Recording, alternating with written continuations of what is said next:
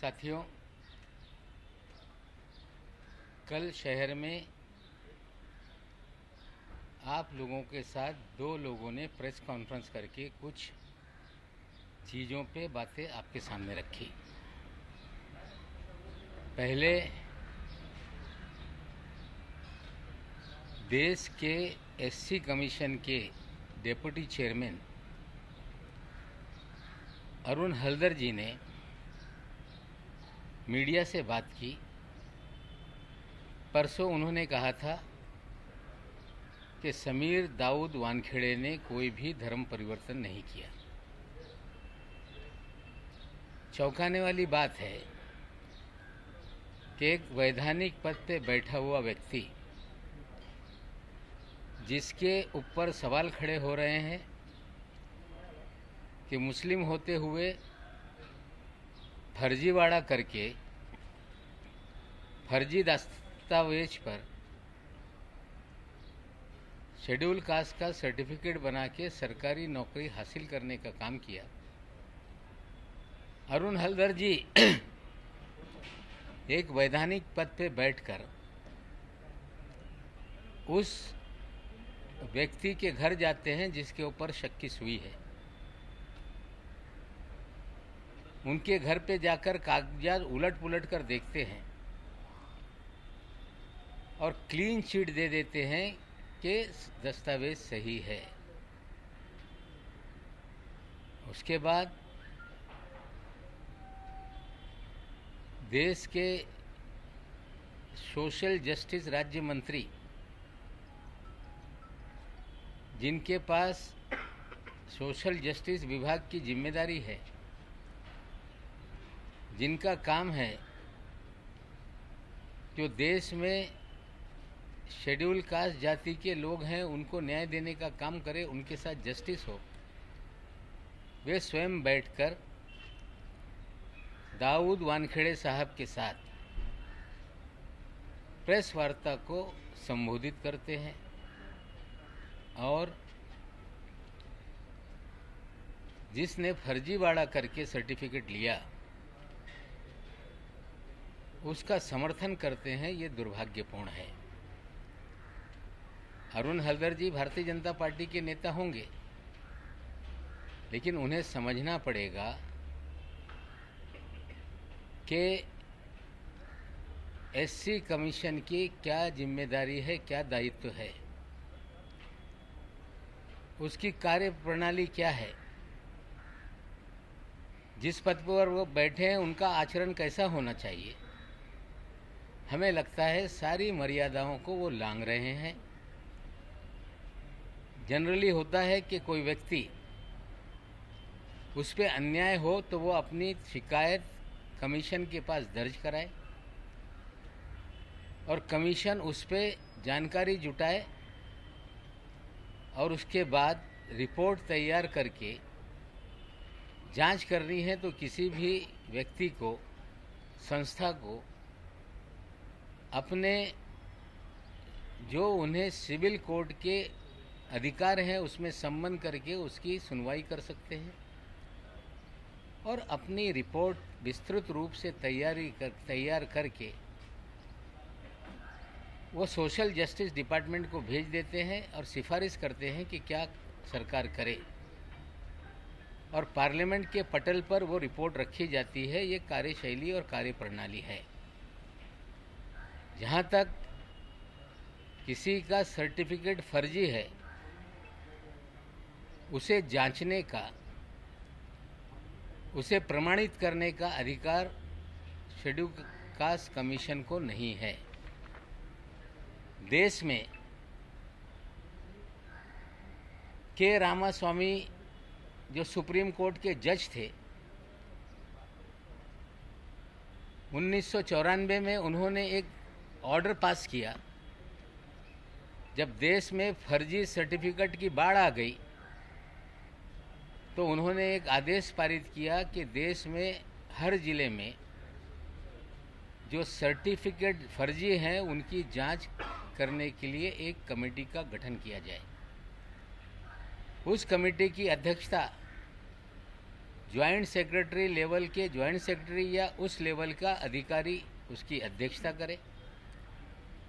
उसमें social justice department का जो डायरेक्टरेट है उसका एक अधिकारी हो, पुलिस का एक अधिकारी हो, और जो भी शिकायत आए उस शिकायत को कौशी जुडिशियल अधिकार, उन्हें न्यायालय के अधिकार दिए गए, वो न्यायालय के अधिकार के तहत सारी जांच प्रक्रिया को करें और उसके बाद उसमें निर्णय लें। अगर वो निर्णय किसी को मंजूर नहीं तो सीधे वो हाई कोर्ट में अपील में जा सकता है। हाई कोर्ट का निर्णय उसे मंजूर नहीं तो सुप्रीम कोर्ट तक जा सकता है। लेकिन एससी कमीशन को ये सारे अधिकार नहीं है, ये लोगों को समझना पड़ेगा।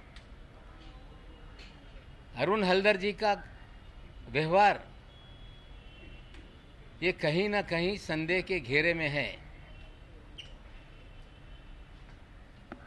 सीधे ये कह देना कि समीर दाऊद वानखेड़े ने कोई धर्म परिवर्तन नहीं किया। दाऊद वानखेड़े साहब के घर पे चले जाना और वहाँ पे मीडिया से संवाद करना, मीडिया के जरिए पूरे चित्रीकरण कराना, हमें लगता है ये बहुत सारे सवाल खड़ा कर रहा है। इतनी जल्दबाजी उनको क्या है? क्यों इस तरह का आचरण वो अपना दिखा रहे हैं? क्या एक वैधानिक पद पे बैठा हुआ व्यक्ति इस तरह के आचरण रख सकता है? ये सारी चीज़ों का हम देश के राष्ट्रपति को शिकायत करेंगे, सोशल जस्टिस मंत्री को भी शिकायत करेंगे कि जिस पद पे आपने व्यक्ति को बिठाया वो जो कौशी जुडिशियल अधिकार है किसी संस्था का जिसे सुप्रीम कोर्ट के आदेश पे बनाया गया, उन अधिकारों को अपने अधिकार में ले रहा है। इससे बड़ा ब्रीच कुछ हो नहीं सकता। हम राष्ट्रपति महोदय को ये सारी घटना की कंप्लेंट करेंगे, साथ ही साथ सोशल जस्टिस मिनिस्टर को लिखेंगे और मांग करेंगे इस घटनाक्रम की जांच हो कि उनका मोटिव क्या था, क्यों इतना वो ममत भाव एक व्यक्ति को दिखा रहे थे जिसने फर्जीवाड़ा करके सर्टिफिकेट लिया, देश में एक होनहार दलित बच्चे के अधिकारों को छीना। और ये भी मुझे धमकी उन्होंने दी है कि ज़्यादा बोलेंगे तो एट्रॉसिटी एक्ट के अंदर कार्रवाई करके जेल में डाल देंगे। हमें लगता है कुछ ज़्यादा वे बोलते हैं। सवाल खड़ा है कि जो व्यक्ति दलित ही नहीं उसको लेके आप डराने का मुझे काम करते हैं। हमें लगता है कि हमारा भी राजनीतिक अनुभव है। सभी व्यक्तियों को मर्यादा में रहना चाहिए, अपने पद की गरिमा संभालनी चाहिए और साथ ही साथ दूसरे के अधिकारों को कहीं भी हनन करने की कोई भी कोशिश नहीं होनी चाहिए। हम इसकी कंप्लेंट करेंगे। कल प्रेस कॉन्फ्रेंस में आठवले साहब के पास बैठकर उल जुलूल बातें की गई, लेकिन मैं फिर साफ कर दूं कि मैंने जिस तरह से आरोप लगा रहे हैं वानखेड़े साहब हल्दर साहब के साथ जब बैठे थे कि मैंने बच्चों की तस्वीरें वीडियो अपने ट्विटर अकाउंट पे डाली, मैंने बच्चों का नाम लिया, मैंने उनकी दूसरी सौभाग्यवती पत्नी का नाम लिया, उनके बारे में कुछ कहा। मैं जिम्मेदारी से कहता हूं कि मैंने कभी उनकी दूसरी पत्नी का नाम तक नहीं लिया है, ना उनकी कोई तस्वीरें साझा की है, ना मैंने उनके बच्चों की तस्वीरें साझा की है। हमें लगता है कि अगर झूठी बोलना है तो ढंग से बोलिए, कम से कम लोगों को समझ में आए कि आप झूठ नहीं बोल रहे हैं।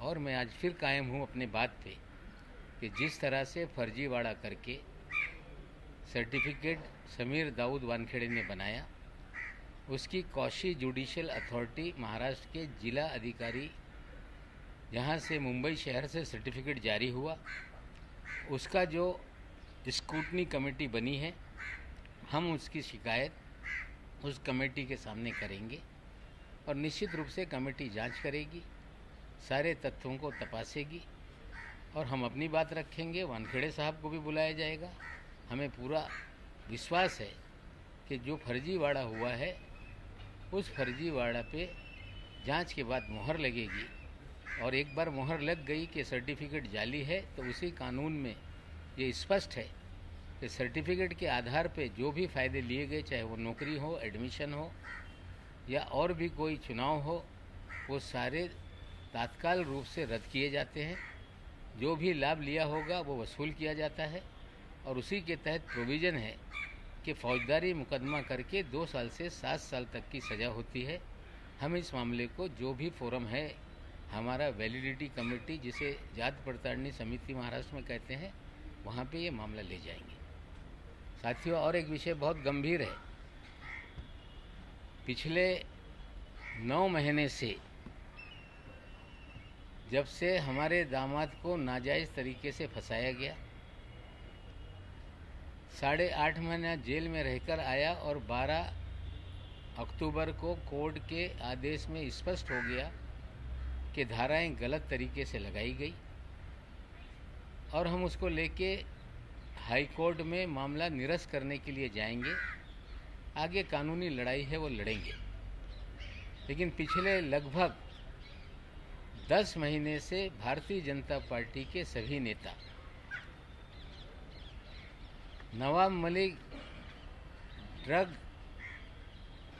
के कारोबार से जुड़ा हुआ है, उनका दामाद जेल में है, और कोई ऐसा नेता नहीं था जिसने इस तरह के बयान नहीं दिए। लेकिन बहुत सारे नेता ऐसे हैं महाराष्ट्र में भारतीय जनता पार्टी के, जिनका ड्रग के कारोबारियों से घनिष्ठ रिश्ते हैं। आज सभी नामों की चर्चा नहीं होगी, लेकिन मैं आपको बता दूं कि एक व्यक्ति है, जयदीप राणा। मैंने अपने ट्विटर पे उसका फ़ोटो डाला है, और आज मुंबई तक जो इंडिया टुडे ग्रुप का एक मराठी का वेब चैनल है, उस पे भी खबर आई है। एक वर्मा नाम के व्यक्ति ने सारी जानकारी उसमें रखी है। हम बताना चाहते हैं देश को कि जयदीप राणा जेल में बंद है। जो दिल्ली का केस है 8/40 DZU 2020 का, मेरी जानकारी है कि एक सुनवाई में उसे कोर्ट में हाजिर नहीं किया गया,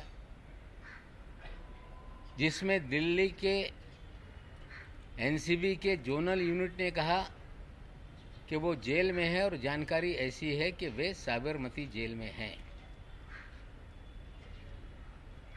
ड्रग ट्रैफिकिंग के केस में गिरफ्तारी हुई है, लेकिन उनके रिश्ते महाराष्ट्र के पूर्व मुख्यमंत्री श्री देवेंद्र फडणवीस जी से भी हैं। आपको बता दें कि महाराष्ट्र में जब वे मुख्यमंत्री थे, मुख्यमंत्री रहते समय उनकी पत्नी ने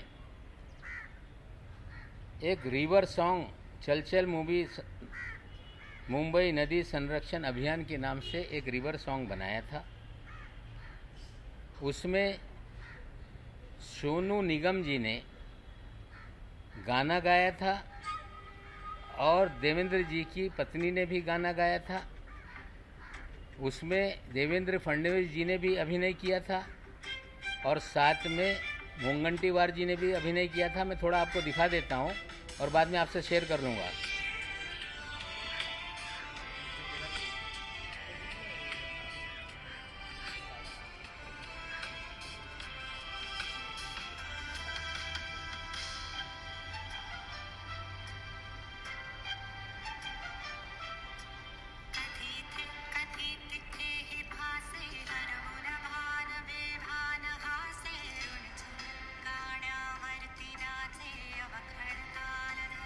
मैं शेयर कर दूंगा, आप बाद में देख लीजिएगा।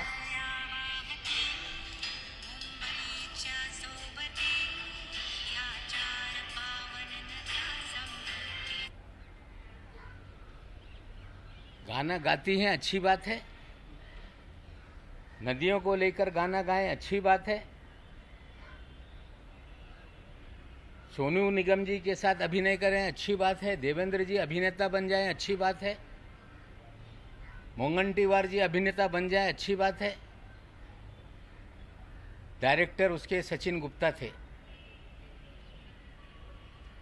Singer Amruta Fadnavis and Sonu Nigam. उसको म्यूजिक दिया था, जो गाना लिखा था वो अभिजीत जोशी जी ने। क्रिएटिव हेड उसके मनीष खानका थे और उसके फाइनेंस हेड जयदीप राणा जी थे। ये कह देना कि सार्वजनिक जीवन में कौन किसके साथ तस्वीरें खींच लेता है हमें पता नहीं। तस्वीर तो ऐसी है कि एक दूसरे को तुम शैतान हो, इस तरह की तस्वीर है। मैंने पूछा ये निशान क्या होता है, मेरे बच्चों ने कहा कि यू आर एविल। अब कौन शैतान है मुझे पता नहीं, लेकिन ये शैतान जो नशे का कारोबारी है, ड्रग पेडलर है। एक टी सीरीज ने जो गाना रिलीज किया था जिसमें अमृता फडणवीस जी ने गाना गाया था, अभिनय किया था, देवेंद्र जी ने भी अभिनय किया था। उस समय के जो महाराष्ट्र के फाइनेंस मिनिस्टर थे मुनगंटीवार साहब ने भी उसमें अभिनय करने का काम किया था। ये कह देना कि हमसे कब मिले हम नहीं जानते, फिर बचाव करेंगे कि मुझे मालूम नहीं था ये कौन आदमी फाइनेंशियल हेड बन गया। लेकिन देवेंद्र जी के जयदीप राणा के रिश्ते बहुत घनिष्ठ थे। एक तस्वीर और डालता हूँ कि गणपति देवेंद्र जी के घर पे है या जयदीप राणा के घर पे मुझे पता नहीं, लेकिन गणपति दर्शन के लिए देवेंद्र फडणवीस, जयदीप राणा ये साथ में है। इसकी तस्वीर मैं रिलीज करता हूँ। ये सिर्फ मामला इतना ही नहीं, मामला महाराष्ट्र में ड्रग के बड़े कारोबार का है। कल मैंने कहा था कि देवेंद्र फडणवीस का एक वजह इसी शहर में रहता है, नीरज गुंडे, जिसको पूरी तरह से पिछली सरकार में मुख्यमंत्री निवास में एक्सेस था, मुख्यमंत्री कार्यालय में एक्सेस था, सारे अधिकारियों के चैम्बर में एक्सेस था, सारे पुलिस के ट्रांसफर वो तय करता था, ब्यूरोक्रेसी के ट्रांसफर वो तय करता था और पूरी तरह से उगाही उसी के जरिए महाराष्ट्र में की जाती थी। और देवेंद्र जी जब भी नई मुंबई की तरफ, पूना की तरफ प्रस्थान करते थे तो शाम में उनके घर में हाजिरी लगती थी और लगातार नीरज गुंडे के घर पर वो बैठते थे और वहीं से सारा देवेंद्र जी का माया जाल चलता था। सरकार बदलने के बाद महाराष्ट्र में जो भी केंद्रीय एजेंसियां हैं, चाहे ईडी हो, चाहे सीबीआई हो, चाहे इनकम टैक्स हो, चाहे एनसीबी हो, यही देवेंद्र जी का वाजे सारे कार्यालयों में फिरता नजर आ रहा है। अधिकारियों के तबादले में भी करोड़ों रुपए वसूले जा रहे हैं। समीर दाऊद वानखेड़े जो पिछले 14 साल में इस शहर में लगातार अलग अलग विभाग में काम करता है, उसके भी तबादला करने के पीछे महाराष्ट्र के पूर्व मुख्यमंत्री देवेंद्र फडणवीस हैं। और उसे लाया इसीलिए गया कि आप पब्लिसिटी करके नाजायज लोगों को फंसाया जाए और ड्रग का खेल इस मुंबई और गोवा में चलता रहे, इसलिए समीर वानखेड़े को लाया गया। बड़े बड़े ड्रग पेडलर, चाहे वो काशिफ खान हो, उसे छोड़ दिया जाता है। ऋषभ सचदेवा को आमिर फर्नीचर वाला को और प्रतीक गाबा को छोड़ दिया जाता है। सारा ड्रग का खेल ये देवेंद्र जी के इशारे पे इस राज्य में चल रहा है। जिम्मेदारी से कहता हूं कि प्रतीक गाबा कौन है, प्रतीक गाबा को क्यों छोड़ा गया, प्रतीक गाबा इस शहर में क्या करता है, किन होटलों में पार्टी ऑर्गेनाइज करता है, एक टेबल की कीमत 5 लाख 10 लाख 15 लाख कैसे होती है। मैं आज प्रतीक गाबा के बारे में नहीं बताऊंगा, लेकिन इस खेल में प्रतीक गाबा सबसे बड़ा किरदार है, जो आने वाले दिनों में उसको हम आप लोगों के सामने रखेंगे। पूरा ड्रग का मास्टरमाइंड, ड्रग के खेल का मास्टरमाइंड। हमें लगता है महाराष्ट्र का पूर्व मुख्यमंत्री है क्या, ये सवाल हमारे दिमाग में खड़ा हो रहा है। क्यों नीरज गुंडे जाकर बैठता है, क्यों बीजेपी के लोग छूट जाते हैं और ये कह देना कि मेरा कोई संबंध नहीं, यही कहेंगे कि हमें पता नहीं था, पता था। आपके नाक के नीचे ड्रग का धंधा चलता रहा। कई ऐसी तस्वीरें हम आगे लाएंगे जो ड्रग पेडलर हैं, जो भारतीय जनता पार्टी में हैं थे, वो सारी चीज़ों को धीरे धीरे खोलेंगे। आपके मन में कोई सवाल होगा तो उसका मैं जवाब देने के लिए तैयार हूँ। सर, आप डायरेक्टली नाम बोल रहे हैं कि देवेंद्र फडणवीस ड्रग्स का काम करते थे, उनकी शाह पे सब कुछ हो रहा है। उनके संरक्षण में ड्रग का धंधा चल रहा है, चल रहा था। जिस तरह से जयदीप राणा की तस्वीरें आई, ये योगा योग नहीं कि वो उनके गाने का फाइनेंशियल हेड है, उसके बाद भी उनकी घनिष्ठता एक उनके घर की तस्वीर से दिखती है। जो देवेंद्र जी का वजह है, वो लगातार एनसीबी ऑफिस में बैठता है। पूरा ड्रग का खेल कहीं ना कहीं देवेंद्र जी के आशीर्वाद से महाराष्ट्र में चल रहा है, चल रहा था, ये स्पष्ट है। और हमें लगता है, हम मांग करते हैं कि जिस तरह से लगातार हाई कोर्ट में लोग जा रहे हैं कि इसकी सीबीआई जांच हो, सुप्रीम कोर्ट में एक पीआईएल दाखिल किया गया, नवाब मलिक को बोलने से रोका जाए, मामला जो मुंबई पुलिस जांच कर रही है उसे निकाल लिया जाए। मुंबई पुलिस ये ड्रग की जांच नहीं कर रही है, मुंबई पुलिस जांच कर रही है एक्सटॉर्शन की, मुंबई पुलिस जांच कर रही है किडनैपिंग की। सीबीआई को अगर जांच करानी है तो सारी जांच हो कि इस शहर में देवेंद्र जी का ड्रग के धंधे में क्या कनेक्शन है, जयदीप राणा का उनकी क्या रिश्ते हैं, नीरज गुंडे किस तरह से इस सारे खेल में इन्वॉल्व है। हम मांग करते हैं कि अगर उन्हें निर्दोष अपने आप को साबित करना है तो कोई जुडिशियल इंक्वायरी बैठ जाए या सीबीआई इसकी जांच करे, हम मांग करते हैं। नवाब जी, तुम्ही आता बोलताना असं म्हणालात की नीरज गुंडेजा हा फडणवीसांच्या काळातला वाझे, याचा अर्थ वाझे हे चुकीचं काम करतात हे तुम्ही मान्य करता? हो, मान्य है।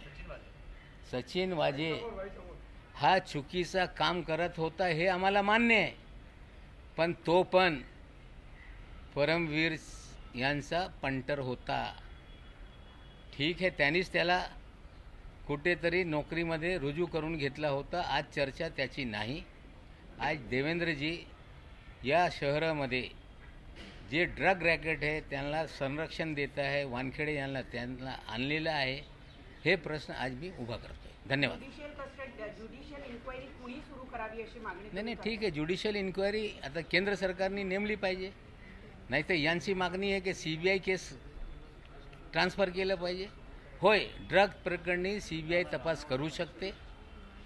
ते सगळं तपास करत असताना देवेंद्रजीचा पण जे काय रोल आहे, जे काय गुंडेचा रोल आहे, ते पण तपास तुम्ही त्यांना द्या, आम्ही मागणी करतो।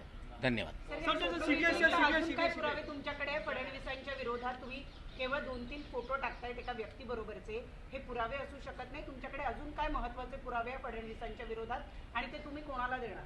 असं आहे, पुरावे मी देत नाही, पुरावा त्या गाण्याचा फंडर हा जयदीप राय आहे। जर तुमच्या एका फिल्मचा फंडर हा ड्रग पॅडलर असेल याच्यापेक्षा जास्त पुराव्याची गरज नाही. नवाब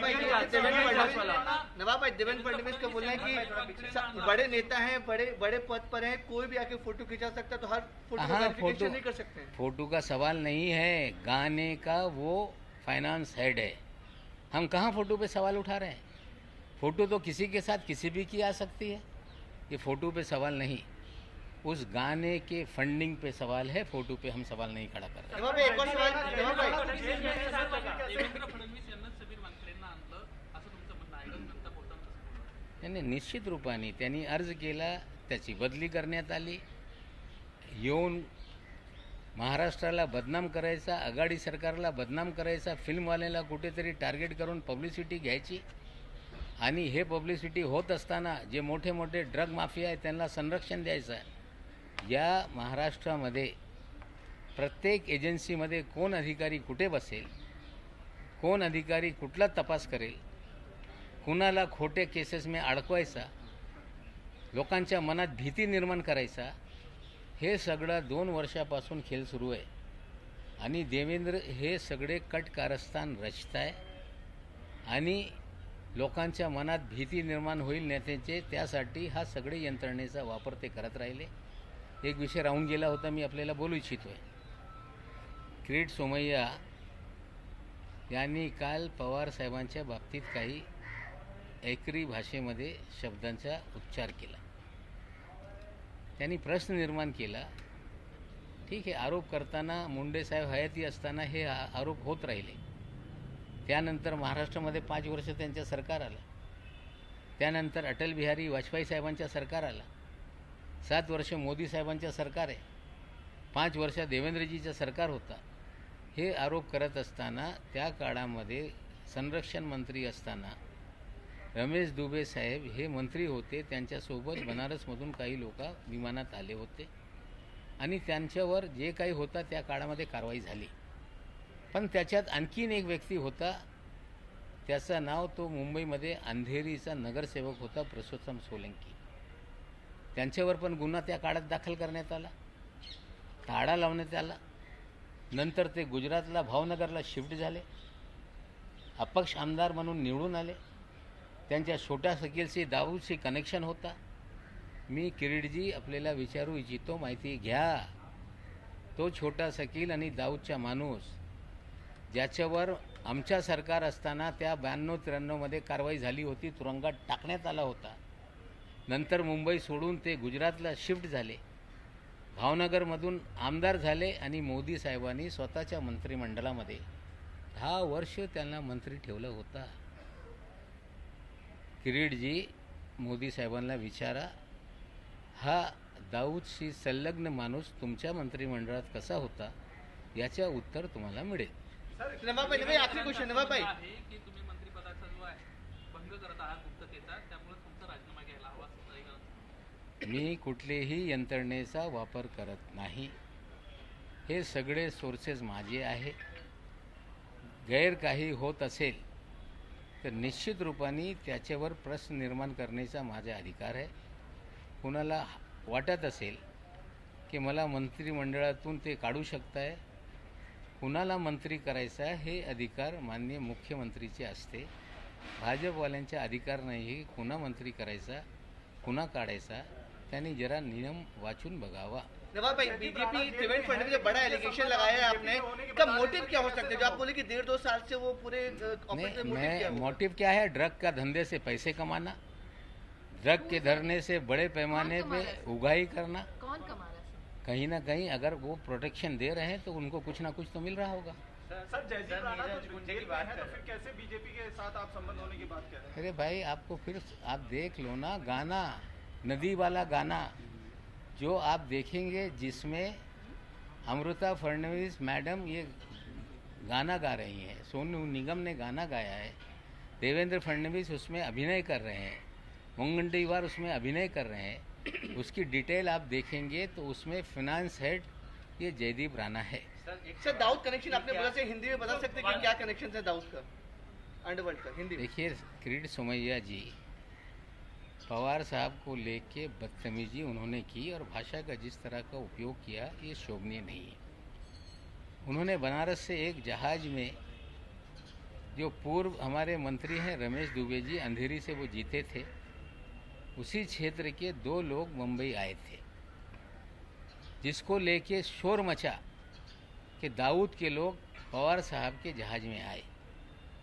झूठी अफवाहें फैलाई गई और कहीं ना कहीं पूरी तरह से पवार साहब का जो इमेज है उसे मलाइन करने का काम बीजेपी ने उस समय 92-93 से शुरू किया था और 95 में उनकी सरकार आ गई, लेकिन 5 साल सरकार रहते हुए कोई भी चीज़ उसमें सामने नहीं आई।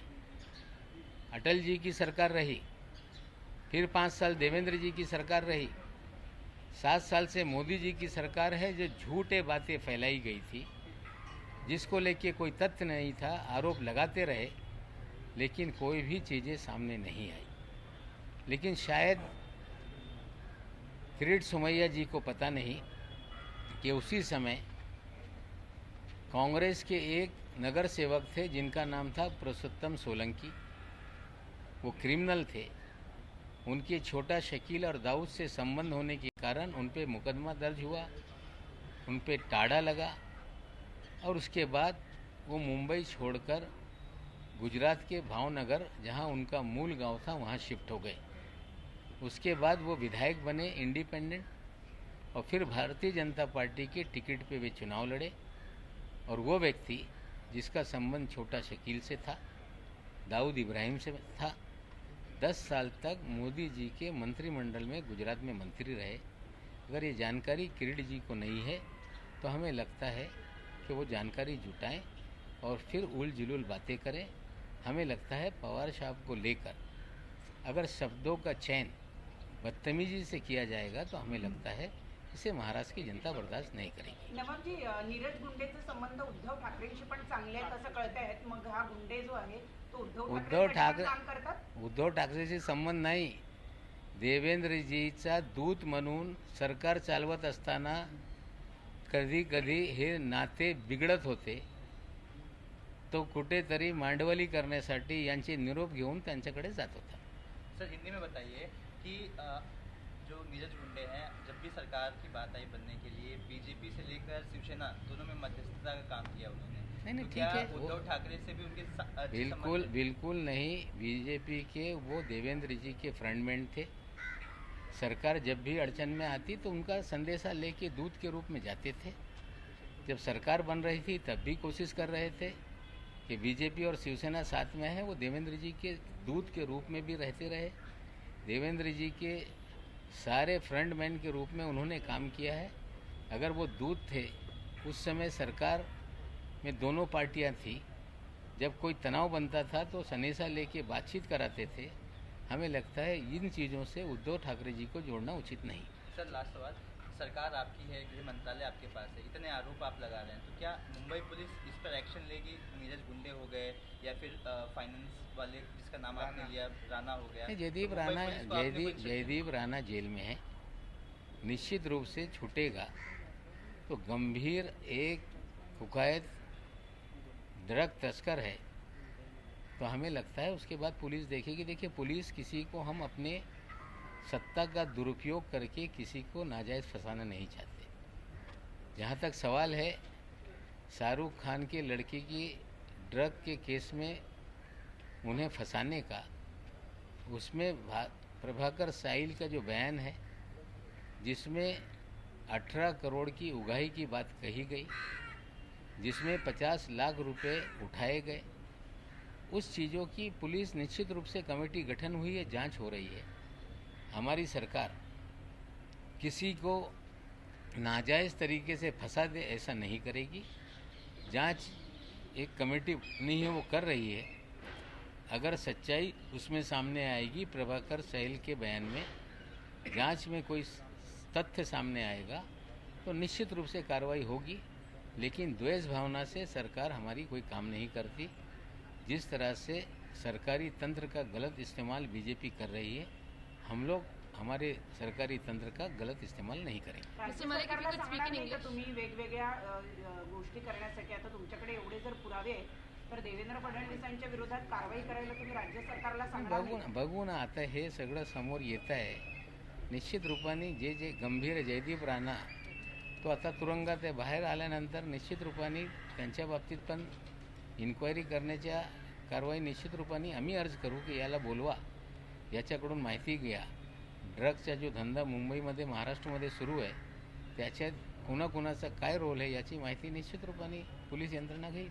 नवाब भाई, आपके ट्वीट के बाद बीजेपी नेता मोहित कंबोज ने ट्वीट कर दिया कि और आपको इशारों में कहते कि सलीम जावेद है, बंटी बबली है, डेली नया सगुफा लेके आते हैं और प्रेस कॉन्फ्रेंस करते रहते हैं. हमें लगता है जिनका अपना किरदार डकैती का, चोरी का, फ्रॉड का है, ऐसे लोगों को जवाब देना हमारे लिए बेहतर नहीं है. इस तरह के बहुत सारे लोग हैं, उल जुलूल बातें करेंगे, उल जुलूल बातों का जवाब देना ठीक नहीं. सर 100 करोड़ का डेफेमेशन भी तो डाल दिया उन्होंने, और एक और मालगांव में भी. ठीक है, वो तो जो भी कानूनी कार्रवाई होगी उसके लिए हम तैयार हैं, लड़ेंगे. एक नहीं 1000 केस डाल दें, हम कहीं डरते हैं क्या किसी से? कानूनी लड़ाई है, वो लड़े, हम लड़ेंगे, न्यायालय में भी सिद्ध करेंगे. एक बार न्यायालय में आ जाए तो चीज़ें देखेंगे. हम किसी से कोई डेफेमेशन का मामला हो या कोई जान से मार देने की धमकी दे. कुछ लोग बोलते हैं कि दिवाली के पहले ईडी का छापा नवाब मलिक के घर पे बढ़ जाएगा, इनकम टैक्स के छापे पड़ेंगे. हमें लगता है इस तरह की गीदड़ भपकी से नवाब मलिक डरने वाला नहीं है. सर, मोहित कंबोज ने एक ट्वीट ये भी किया है कि जो देखिए, चोर की बात का मैं जवाब नहीं देता. सर, सचिन वाजे चोर के बात का जवाब नहीं देता. Mr. Malik, if you could speak in English, could you tell us what exactly is the allegation that you're leveling against Mr. Fadnavis? See, I have said already, a person named Jaydeep Rana is in jail in a drug peddling case. He has funded a song sung by Amrita Fadnavis ji, Sonu Nigam, and there was a role of Devendra Fadnavis ji and Mungantiwar ji also there. The Jaydeep Rana was the financial head of that production. After that also, he had been a frequent visitor to the CM house. Definitely, these things raise many of the questions, and I demand there should be a CBI inquiry into the matter, because a drug peddler is connected with BJP high profile leader. Wankhede has been posted on his behalf. Wankhede is a kingpin for running high profile drug business in the city of Mumbai, and just framing the innocent people, just getting publicity, but he doesn't catch big fish. We demand there should be a CBI inquiry into the matter. Thank you.